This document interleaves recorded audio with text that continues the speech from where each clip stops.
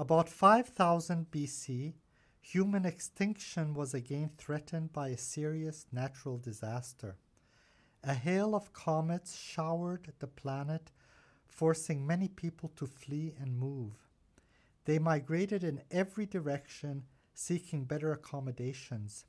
Humanity was like a child learning to walk. When a person moved away or died, all the knowledge he accumulated was at risk of being forever lost. And suddenly, as if by necessity to survive, people began to share their most valued ideas by storing these thoughts externally on stone and leather. And the written word became available for many generations to read and learn from the remote past. Written word made man imagine, and the read words made man ponder deeper. Humanity was like a child learning to read and write. Man was unique in many ways from the other animals. He walked upright, leaving his hands free to talk with and carry things, and allowing him to gaze up at the sky and the sun in wonder and awe at the heavens as he wandered around. While other animals fled fires in fear, man was attracted to them out of respect. He looked on fire like he looked on the sun. He was comforted to see some big fires starting baby fires by sending out sparks. And he saw that when fed, they grew into big fires just like children. He carried the baby fires into his caves and fed them and kept them growing. Fire, like children, brought man warmth, light, comfort, and hope in the cold, dark nights. Fire kept live animals away and made dead animals keep and taste better. Taming fire was like taming the sun. It lightened any dark and heavy feelings he had about life. When they started to exploit fire, they were able to use fire as a tool and exploit their environment. They melted rocks into metals and made tools with them to tame the plants they gathered. They settled and worked the ground and rerouted rivers and made plants grow whenever they wanted. Hunters and gatherers evolved into farmers and consumers, and one man could grow as much food as 100 men could gather.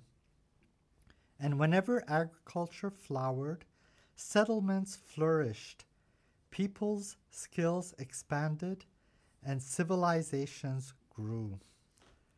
About 4000 BC, humanity learned numbers which nature sang so clear, and it was music for many. Numbers was a new language that allowed man to interact with nature and appreciate its power and learn from it. Man was especially gifted with such dexterous fingers, and once he learned to count, he could make anything he needed with them.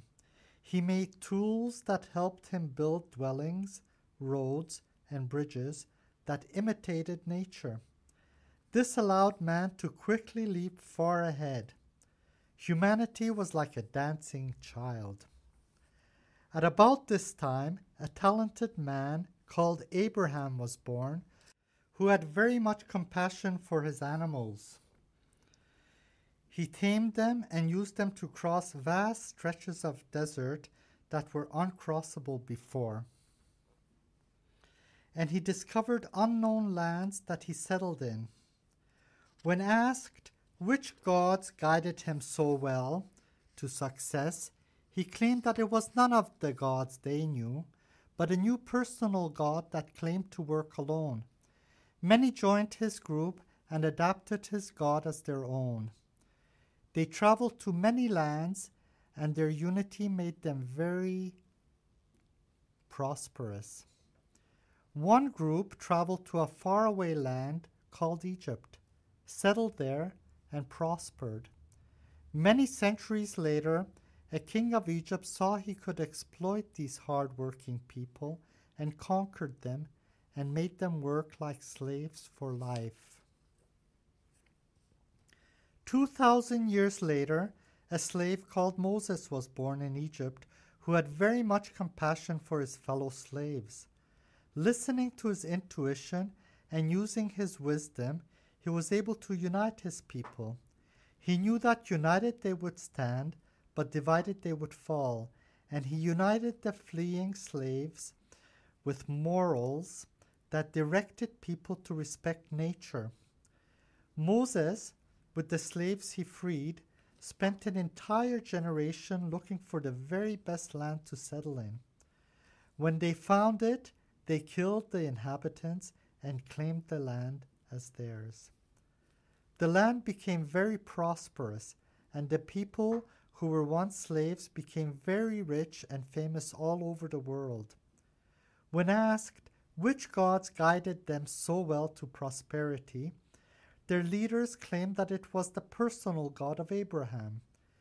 Seeing the power of this new God, people quickly converted and adopted the morals of these prosperous people, and they all prospered in the land they called Judea. They were called Jews.